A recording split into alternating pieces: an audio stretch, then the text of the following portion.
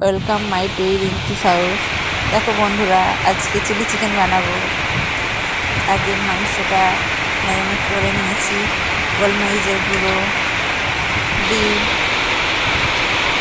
ময়দা দিয়ে মেখে ভালো করে ম্যারিনেট করে রেখেছিলাম। আদা রসুনের পেস্ট দিয়ে তারপর মাখিয়ে রেখেছিলাম। আস্তে আস্তে করে পকোড়ার মতন ভেজে নেব। ভেজে নিয়ে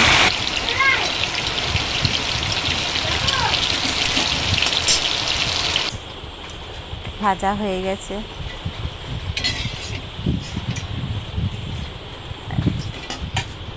চলো এবার চিলি চিকেনের জন্য যেগুলো লাগবে: রসুন, আদা কুচি, রসুন কুচি, ক্যাপসিকাম, কাঁচা লঙ্কা, পেঁয়াজ।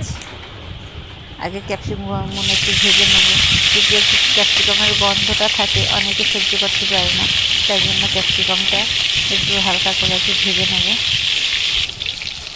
দেখো ভাজা ভাজা হয়ে গেছে। এবার আমি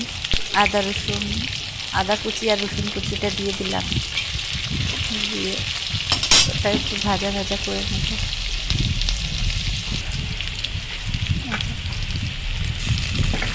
এবার কাঁচা লঙ্কা দিয়ে দিলাম, কাঁচা লঙ্কা কুচি, পেঁয়াজ দিয়ে এবার একটু নাড়বো। এবার মশলাগুলো এক একটা অ্যাড করবো। দেখো এখানে আছে চিলি সস আর সোয়া সস, টমেটো সস,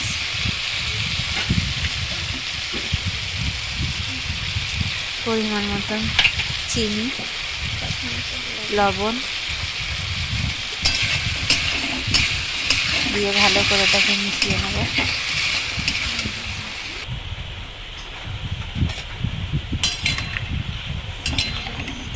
এবার বসে এবার জল দিয়ে দিলাম। কর্নফ্লাওয়ার এতে 3 চামচ দিয়েছি।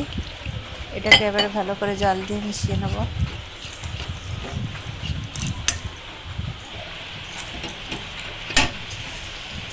এটা আবার ফুটতে আছে।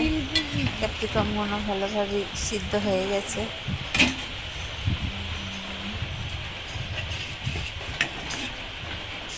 এবার কর্নফ্লাওয়ারটা যে গুলে রেখেছিলাম ওটা দিয়ে দিলাম।